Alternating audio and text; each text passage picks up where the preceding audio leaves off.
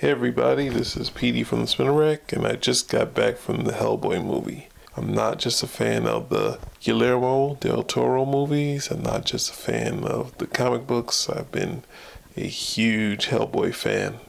I think since I guess it was 1994 when the comic book came out by Mike Mignola with script by John Byrne.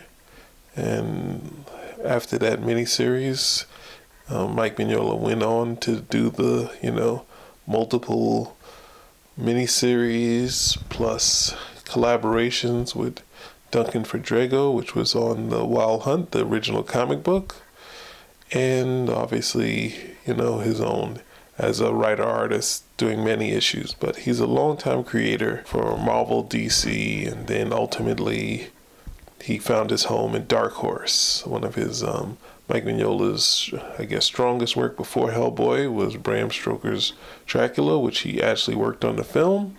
He worked with Roy Thomas on the comic book adaptation, and that really got the ball rolling as him as a horror guy. And from that point, he's gone on to be mostly a writer these days on the BRPD with many of his collaborators. But let's talk about the Hellboy movie. Now, this movie's been marred with many sort of complaints of not having the original director, Guillermo del Toro. Most people have looked at him as sort of the creator of the book. And then Ron Perlman sort of siding with the fact that the director's not in on it. They had to move on with director Neil Marshall, with actor David Harbour as the new Hellboy, with a different take. There's a slightly different look, a little bit longer hair, a little bit different approach to Hellboy's face. And Daniel Kim as Ben DeMio. Now, Ben DeMio is a BRPD character. He wasn't necessarily he's sort of more of a soldier, and I guess they played this up sort of the same way. I think Daniel Kim was kind of young to play that part, but, in the movie he was pretty solid, and Sasha Lane plays Alice. Now, Alice comes from one of the earlier stories, The Chain Coffin and Other Stories. I believe that one was the corpse. A portion of the corpse was done in the first Hellboy movie. And the other part of the story, which leads into The Wild Hunt, is a character from there, which is Alice. Now, they've updated Alice to have some other abilities, not just be a character that's connected with Hellboy in his past.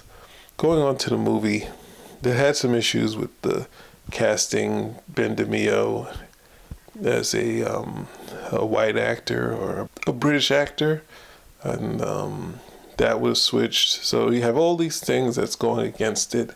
You have a trailer that fans weren't necessarily jumping at. Then Rotten Tomatoes was the last thing to take a stab at Hellboy. And Hellboy, this got a low score, which we talked about on in the earlier video about Rotten Tomatoes, which will also be out very soon. So this movie, I wasn't expecting much. I went in and I was like, what are they going to do to my favorite character? Buddy's my favorite character. It has a interesting opening connecting to the Knights of the Round Table, this Blood Queen, and the death of the Blood Queen, and leading up to what's coming in the present day.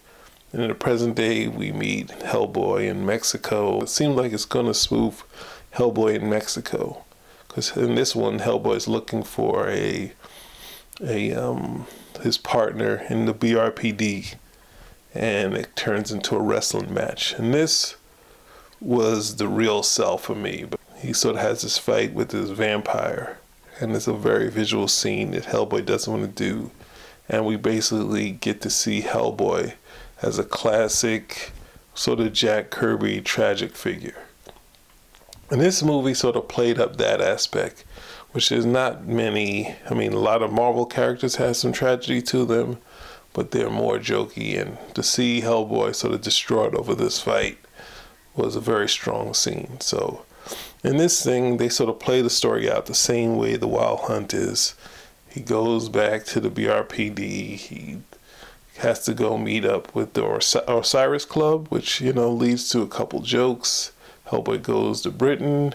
They say they do this monster hunt, which is these giants. They already have the heads of giants. Hellboy, and this is one of the things that I wanted to see, was Hellboy sort of hanging out with people and things being normal. But things are not normal. This wild hunt leads to almost a hunt of Hellboy himself.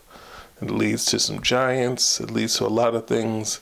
While also one of the characters who I mentioned, which was in The Corpse, the creature that's a pig sort of creature, has this vendetta against Hellboy from the past. And this movie also has a good thing of sharing the older stories, giving you a hint of what happened in the past and giving you this folklore, which was in the Guillermo movies, but it sort of played to what Mignola actually wants for the character, which is being this wandering character that's sort of into all this folklore. So I really started to settle in and enjoy the movie.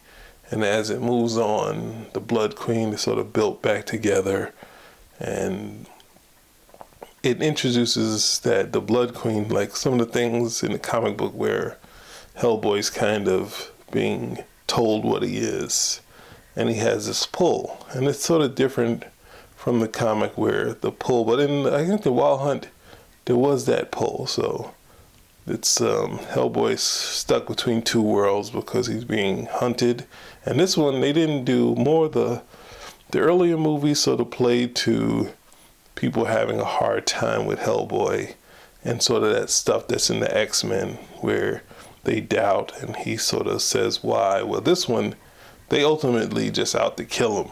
They're like, this guy is, they know it's the end of the world, and they think that even, Ben DeMio is a part of trying to figure out how to take out Hellboy. So as they go along, things are getting very dark for these characters. The end of the world is near. The Blood Queen gets put back together.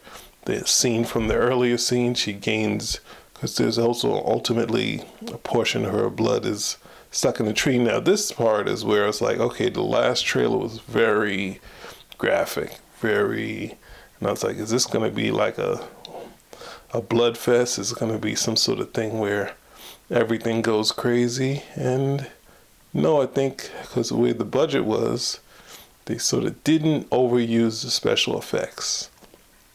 So, sorry to say, I don't want to spoil anything, but obviously King Arthur was introduced, and they introduced actually telling you Hellboy's origin, which I think the key of it, they redo the origin in this one, but they have Lobster Johnson in there. They have, they have Rasputin, and they have Professor Broom, who is, it's basically has done a little bit differently, has all the same elements, but that's keying to the earlier origin, which goes into the King Arthur thing.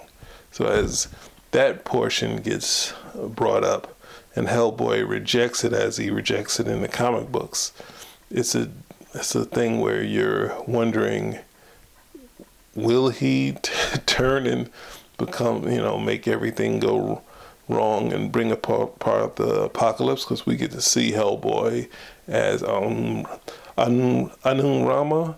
That's his real name, but that's not the name he claims. So he's ultimately Hellboy, the name his father gave him. So as they go along, there's a big, huge fight. They're fighting all these. I mean, it's just a fun movie. I was really happy that it wasn't terrible. I might have enjoyed this more than some of the other superhero movies that was going along. Well, you had to watch it to see if Hellboy makes it out. But of course, this is a movie. I'm not going to tell you, but they introduce this version of Hellboy takes back the Shape of Water. We introduce a character at the end that, I know and love and was played in the original set of movies. But he's back to get to play where Hellboy meets one of his greatest friends at the end. And then there's two other bonus scenes because there's also a connection with Hellboy and the Baba Yaga, which is a Russian folklore character, and Hellboy shot out the Baba Yaga's eye. So that's so that leads to what's going to come next, and ultimately Hellboy meets his other inspiration, which is Lobster Johnson. Now, in the original Hellboy comic, this is my last bit, John Byrne created a character which was called the Torch of Liberty. And at that point, I think Mike Mignola didn't have all the names, all the things planned out, so he was okay with Byrne saying, hey, you should put the, say, hey, I got this character, you want to use him? And he's like, oh yeah. But then Mignola created his own pulp character, which is Lobster Johnson and the Lobster Claw, and he shows up at the end. So you have to stay for the final. That's the only spoiler I'm going to give you, and that's not direct because the Lobster Johnson is a good, cool character. So I'm saying I'm recommending it. Go out and check it out. Later, bye.